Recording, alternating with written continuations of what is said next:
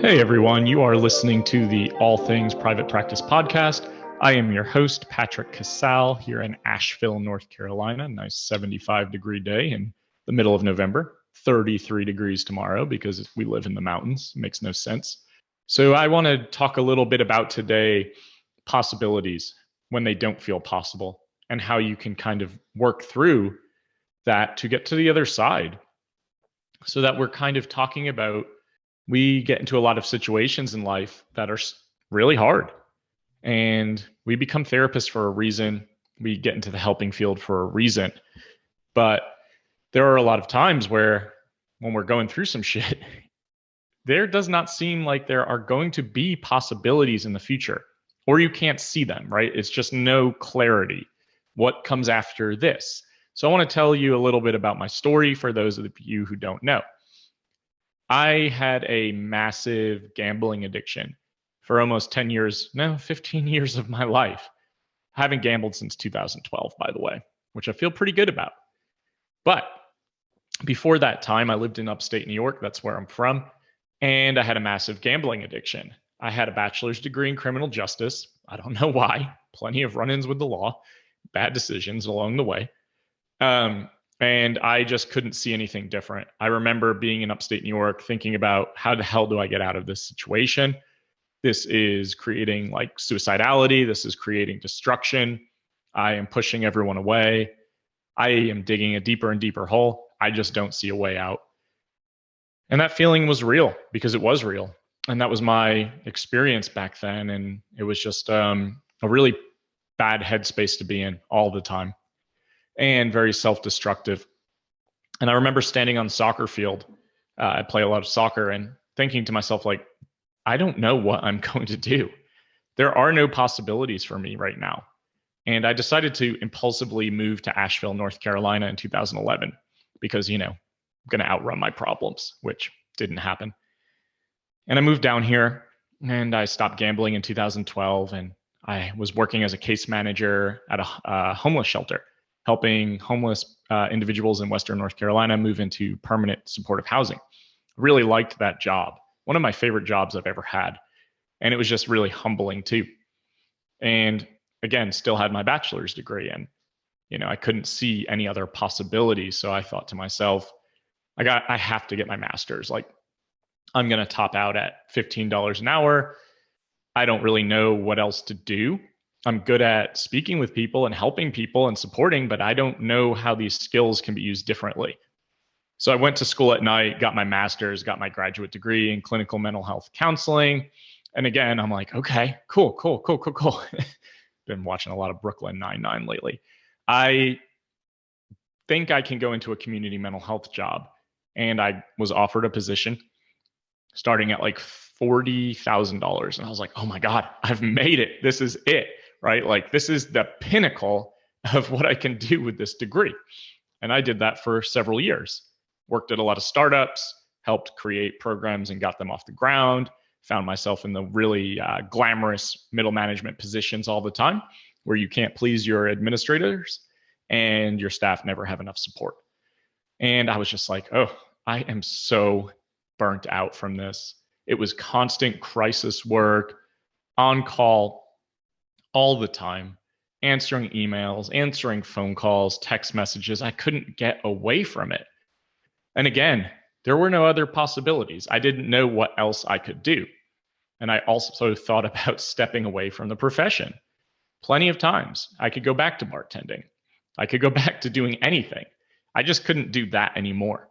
And there's a lot of guilt and shame that comes up with those thoughts and emotions, where it's like, I went to school for this. What the hell is wrong with me? But it's really a broken system. I mean, community mental health agencies exist for a reason, and we are able to support our most vulnerable populations, but they're massively underfunded, like we all know, and it's exhausting, and we don't have enough support or resources, and you're always asked to do more with less, and it's almost applauded. And self-care is talked about, but it's laughed at, like, we should practice self-care, ha ha ha.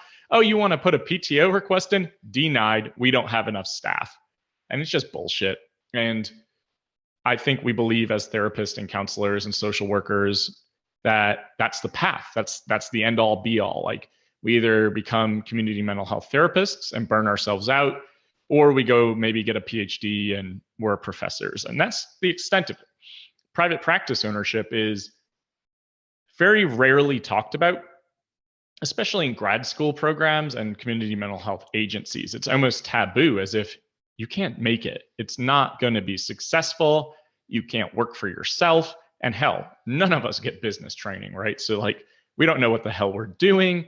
How do I start something up that I have no clue? It feels so overwhelming. And you convince yourself that it's just not possible. Not for me, at least. I can't do that. Nobody would hire me. How do I even get clients? Like, that's a big risk. I'm really comfortable with this really shitty salary and terrible benefits because I know when I'm going to get paid. And I know that I have 2.5 weeks off a year that I'm barely ever able to take. So again, another message that says this is not possible, at least not for you. When I decided to finally leave, there was a last straw moment that I'm not going to go into right now. And I was like, I'm going to start a private practice and I don't know what I'm doing. I found lists online in some of the Facebook groups and I was like, I'm just going to do this. I don't know if it's going to be successful, but I've got to try. And I was scared shitless. Like, I didn't think it was going to work. Again, major imposter syndrome. Who's going to hire me? Who's going to call me? Am I ever going to get phone calls? Like, I don't know what I'm doing. And you stumble along the way and you make mistakes and you fail. I remember a night where I had 3 back-to-back no-shows. I didn't have their cards on file. I didn't really have a policy in place, not at least one that I was comfortable enforcing. So I just sat there in my office and I was like, yeah, I've got to pack up shop. I don't know how to be a business owner. I can't do this. I have to go back to my community mental health job, tail between my legs. The last thing my program manager told me at my exit interview lunch was, you'll be back in 30 days. Nobody's successful in this. Nobody ever makes it on their own. So we'll keep your job waiting for you. And I was like, what the fuck? And I just remember like having that be so motivating for me to be like, yeah, I can't do this. I'm never going back there because I cannot let her win or the system win. It was kind of petty, but it's also created like momentum and fueled the fire, so to speak, to never allow that to be my reality. And, I realized in that moment, I just have to reshape my policies. This doesn't mean that this isn't going to work. It just means that I have to be more intentional. I have to get really clear on boundaries. And what I did was create a policy, had all of my clients sign it, go over it with them, explain, hey, this is the policy. I'm going to charge your card, full fee. If you don't show up, if you late cancel, all that stuff, because we have to treat our businesses like businesses. And therapists don't do a good job of that. We really struggle with the money piece. We struggle to enforce policies. We have bleeding heart syndrome a lot. And I'll talk about that in future podcast episodes. Anyway, again, private practice was then the mountaintop. I felt really good. I got really full. I developed a reputation within the community as someone who did good work with clients, especially men who were struggling with addiction. Lo and behold, I think our ideal clients are versions of us. And that was it. That was the end of possibilities for me. And I remember back then, like two or 3 years ago, must have been 3 now, that I saw a link in one of the Facebook groups for the Not Your Typical Psychotherapist conference that Ernesto Segismundo holds every year. And I was looking at it and I was like, oh my God, all these therapists doing all these outside of the box things, these innovative ideas, different ways to work, different streams of revenue. And I convinced myself I should go to that conference. It was in California at the time. And I then decided to talk myself out of it. I don't have anything to offer. I don't have anything in common with them. I am going to feel really out of my league. And it was fear-based. It was scarcity mindset-based. Imposter syndrome fueled the fire. Again, no other possibilities but private practice. And I'm not saying private practice for those of you who want that to be your long-term and your reality and that's going to be your career for the rest of your lives. There's nothing wrong with that. But as someone with ADHD who can't sit still, and I have this complex when I feel like I've mastered something that I need to do something different. I'm sure a lot of you can relate. I thought, what else can I do? I had been helping therapists in Asheville for years build their businesses, their practices, help motivate and empower them, and really try to instill some positive thinking and courage to take the leap, start their businesses. And they would all tell me, you should do this for a living. You are really good at this. You're really good at leading. You're really good at instilling confidence. And I would say, oh, no, not me. There are other private practice building coaches out there, and they have good reputations. Some of them live in my city and have massive followings. Why would anyone hire me if they exist? So I talked myself out of it again. Again, putting an end to any possibility because I didn't believe that there was anything else that I could do. How else can my skill set apply to other ventures? Because I don't have the ability to think outside the box right now. It was very much like tunnel vision. Can't see the forest for the trees, so to speak. One day during COVID, being trapped in our houses and going a little stir crazy and trying to figure out what can I do with all this energy, I decided to put the idea out to the world like, hey, I'm going to start a private practice building and coaching business. And I had held myself back from that for so long. But when I tend to put things out to the world, like most of you probably do, imperfect action, right? Like I didn't have the conceptualization of what this was going to look like. I didn't know anything. I just knew I had the idea that I could help other therapists do this, and that came really naturally to me. The responses were really positive. They're really validating, and I wasn't doing it for the responses, but it felt good. External validation's always nice. And I thought to myself, what can I do? How can I formulate? How can I conceptualize? Do I do courses? Do I have a Facebook group? Like, what do I do? I started 6-week courses and only allowed 6 therapists in. Started 2 in August of 2020. Yeah, it's only been a year. And they all sold out right away. And it was so fucking cool. Like working with therapists from Alaska and North Carolina and New York and Hawaii and all over the country, California, meeting all of these therapists and seeing that they were all going through the same things: fearfulness, anxiety, overwhelm, scarcity mindset, imposter syndrome, all the things that I had gone through in the past. And that is really normalizing for people to hear that, hey, my experience is not unique to me. Other people go through these things too. And that can help comfort and kind of ease nerves and instill some hopefulness that things can be different. It was really, really, really powerful. And I think I launched 10 of those in 2020. And I sold all of them out and started to develop a reputation as a practice building coach and consultant who knew what the fuck they were doing. And then I started to realize we attract and repel. What we put out there is what we attract. We also repel based on how we operate within our value system in the world. I curse a lot. I'm very authentic, but I'm also very good at motivating and encouraging and helping people believe in themselves. I've been a coach, a leader all my life, a captain of all the soccer teams, all that stuff. And I thought, this is the pinnacle once again, right? Like I've got these courses, but they're going to never stop. Like I have to keep launching them. I have to keep building up this momentum. Like I can't stop being visible or responsive. And that's fucking exhausting. I don't like launches because it brings up a lot of insecurity for me. Will people buy my stuff? Will people like my stuff? Like it's kind of a reflection on you in a way. And that hurts sometimes when you feel vulnerable and insecure, and that stuff comes up for you when we launch products or courses or ideas. And I think we hold ourselves back because we sometimes can't handle the feelings of rejection or not feeling seen, or like my stuff isn't good enough, whatever shit is coming up, I'm sure a lot of you relate to that. So I started a Facebook group, All Things Private Practice, and it got pretty busy. I mean, we've got like 4,000 members right now, and we've had it for about less than a year, which is pretty cool. And we get to interact with therapists from all over the world and talk about private practice building and just really trying to support one another and build each other up. There's a lot of therapist Facebook groups out there that maybe don't do that good of a job of that. It's kind of shaming. And also like, I really want to support people through their journeys and allow them to self-promote and talk about the cool stuff that they're doing. And a lot of groups don't do that, and that's okay. To each their own. And that's a good point of this, is like authenticity and showing up the way you want to show up is then going to allow you to attract the clients that you want to attract, whether that be in your private practice in your coaching businesses, in anything that you do. The way you show up is going to attract the clients or the people who are drawn to your personality.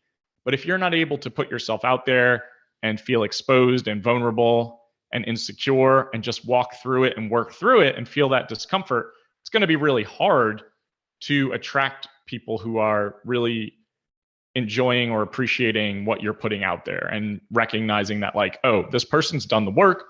They know how to help me or support me.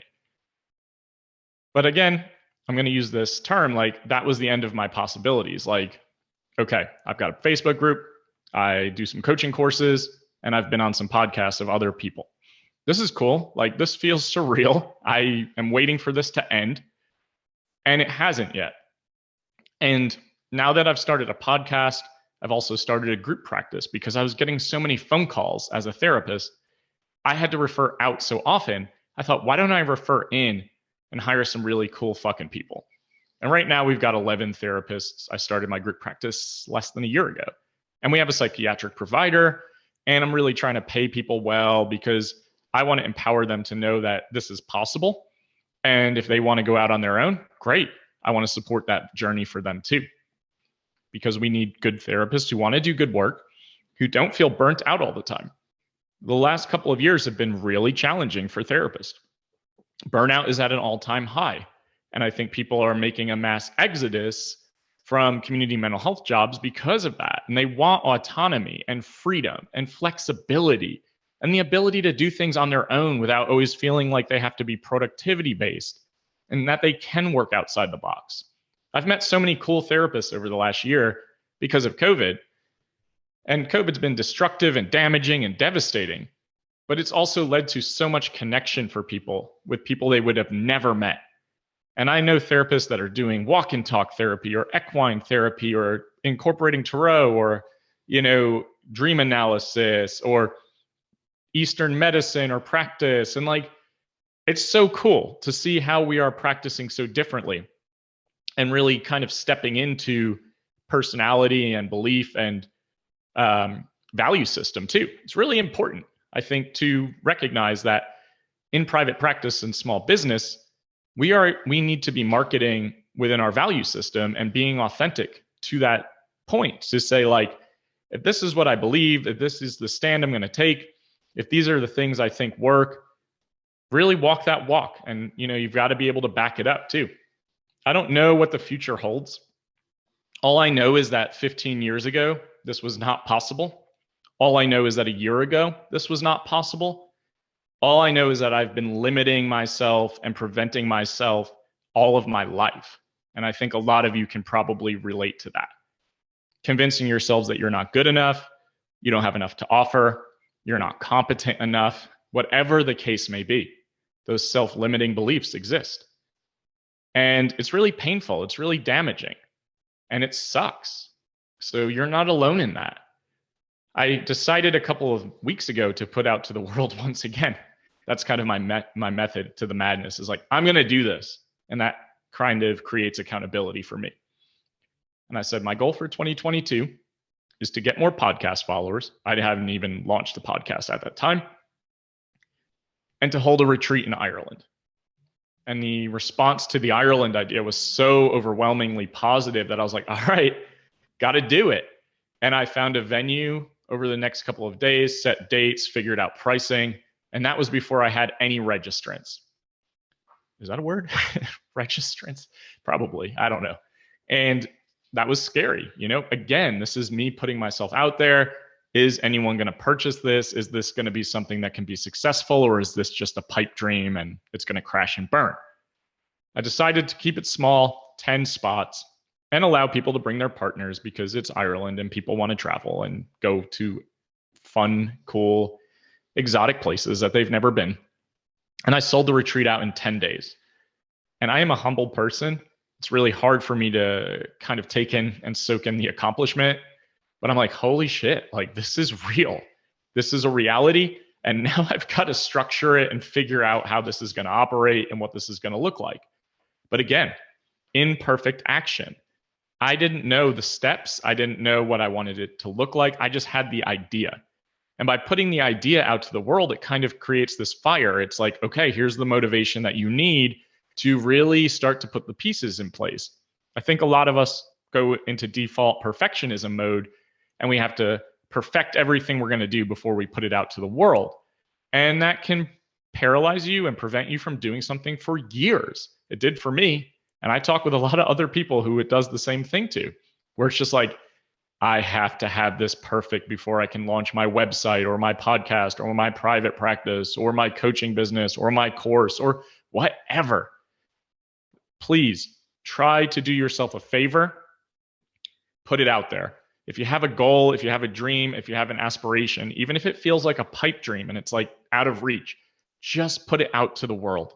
Put it out on your Facebook page. Put it out in a positive, supportive Facebook group.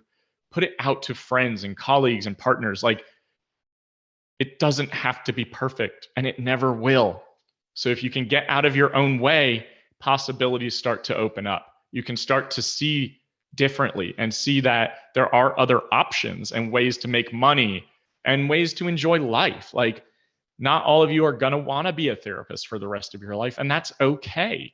And I know that can bring up shamefulness. It does for me too, as I think of my transition out of the profession and more into a coach, consultant, speaker, etc. But I think about it as helping the profession in a different way, helping support a movement for therapists to finally believe in themselves and stop cutting themselves off at the knees and start to charge what they're actually valued and worth. And I know it's hard to quantify worth, but you have master's degrees and thousands of hours of experience and a lot of student loan debt, most likely. Start moving into the headspace that you're allowed to charge money and help people simultaneously. And that will be a future podcast episode for sure. Anyway, thank you for listening to my story. Thank you for tuning in and following and subscribing. If you like the podcast, please download it, subscribe, and share. I'll be releasing new episodes every Monday. Lots of guest interviews with experts in the field. Really looking forward to the stuff that we've got going on right now. You can find me at 𝐴llThingsPractice.com. You can find me at the All Things Private Practice podcast, the All Things Private Practice Facebook group. I have coaching courses, individual private practice coaching, a lot more retreats that'll be happening all over the world. Thank you so much for listening, and I will see you next Monday.